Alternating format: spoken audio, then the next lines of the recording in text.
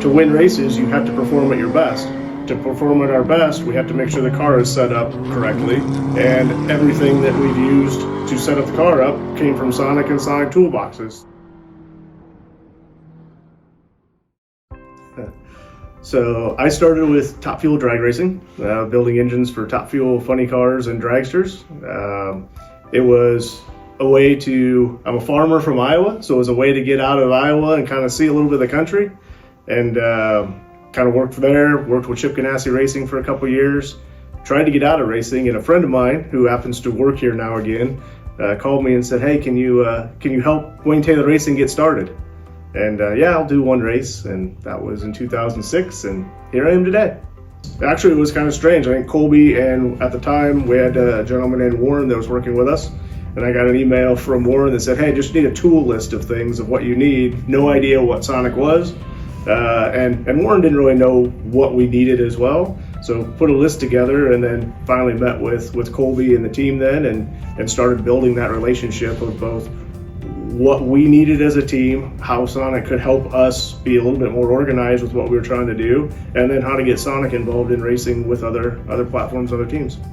When we started the growth of the company, which was about the same time as our Sonic Tools started, was 2014-ish. That's when we took on another program with Lamborghini Trofeo, and then since then we built into GTD, 2 GTP cars, to get us to where we are today. Every time we've had one of those additional programs add on, the first call that's been made is to Sonic, because everything starts with being able to build the race cars. You can't build the race cars without the proper tooling and without the proper workspace. So all of this starts with us making that first call to Sonic. From the first time that we built one of the bays that we'll go into with Sonic Tool to the next time that we built, which was as early as last November, everything evolved with the equipment that we use, the size of equipment we use, and then technology that comes along with it. And what I mean by that is, when we first did this in 2014, there wasn't the need for having TVs in bays and being able to plug in USB-Cs here and there. And now we've evolved into, everything has become so technologically advanced, we've built our shops around that.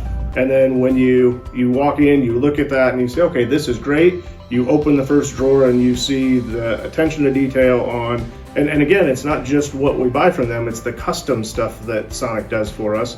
This is my personal box. This is where I want my stuff, and it goes there every time. When the stuff rolled in the shop, every mechanic went to every toolbox and opened every drawer and was like, well, wait a minute, I can see where everything is. I can lay it out, I can put it back in.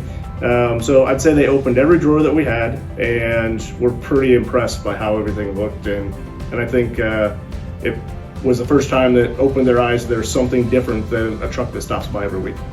Now it's the same stuff. They don't wear out, they fit their hands properly, a lot less actually cost, because we're not replacing tools all the time for either getting lost back to the organization, or because they're wearing out on us. As they were using them, there were some differences compared to what they're normally used to. Some of that is how the fit and finish. We use a lot of the same things, repetitiveness. So when we set up a car, it's the same tools day in, day out, and they don't wear out. When we first started laying out the benches, both the tops of the benches, the ability to kind of match them, almost like a Lego set, if you will, to make the bays how the guys wanted them. So we were able to say, lay out all these nice stainless benches, have garbage cans on one end, have car setup parts on one end, and then take the toolbox that match the bays and roll it into our race truck and go to the racetrack and do the same thing, just without the shop benches. So when we look at it as a whole, you saved a whole lot of time and effort by being able to use it in both places, because our racing's obviously not here, but the majority of the work gets done here.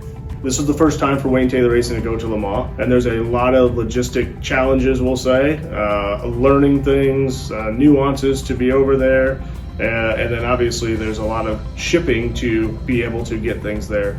And in the meantime, WTR is still racing here. We have a Detroit race the weekend before we head there, and then we go straight to Watkins Glen when we get back. So we couldn't just take what we have here in the States and get it there and back and be able to do things.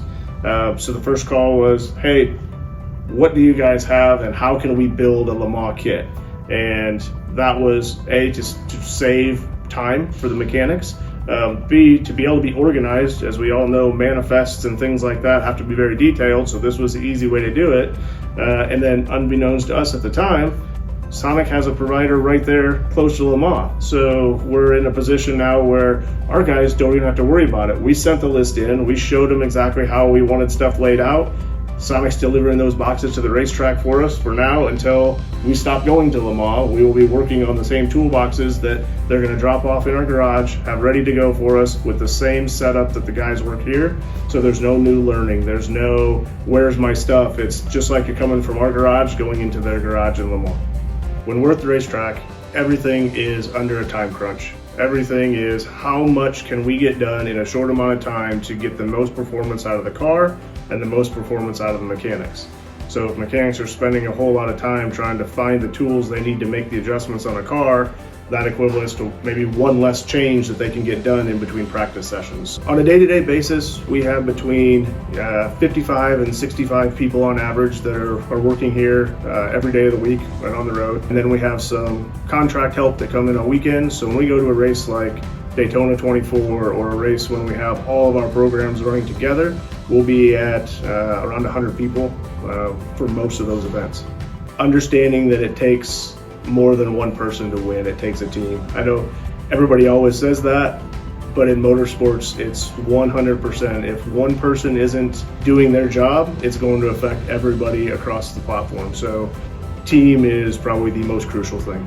To win races, you have to perform at your best. To perform at our best, we have to make sure the car is set up correctly, and everything that we've used to set up the car up came from Sonic and Sonic toolboxes. So everything we do is tied to winning races.